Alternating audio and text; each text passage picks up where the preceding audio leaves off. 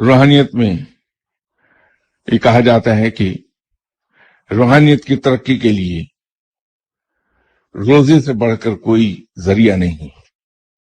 روزہ بہت اچھا کیریئر ہے روحانیت کا. ایک تو بھوکا پیٹ اذیت دیتا ہے انسان کو، دوسرا روزہ رکھنے سے انسان تقوی کی طرف چلا جاتا ہے، گناہوں سے بچا رہتا ہے.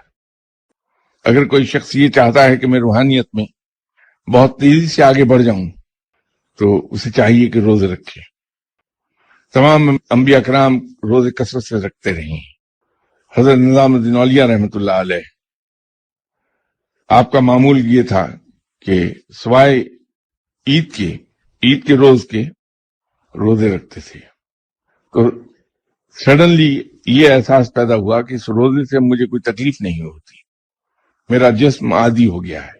تو حضرت نظام الدین اولیاء نے اس تکلیف کو حاصل کرنے کے لیے ایک نیا کام کر لیا کہ ایک روز خوب پیٹ بھر کے کھانا کھاتے تھے، اگلے دن روزہ رکھتے تھے.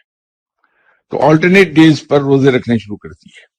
کہ روحانیت حاصل کرنے کا آسان ترین طریقہ یہ ہے کہ روزے کثرت سے رکھے جائیں، لیکن روزے رکھے جائیں اپنے تمام تر پروٹوکولز کے ساتھ. اس کے اندر غیبت، جھوٹ، فریب، حق تلفی، لڑائی جھگڑا، ان سب سے اجتناب کرنا ہوگا.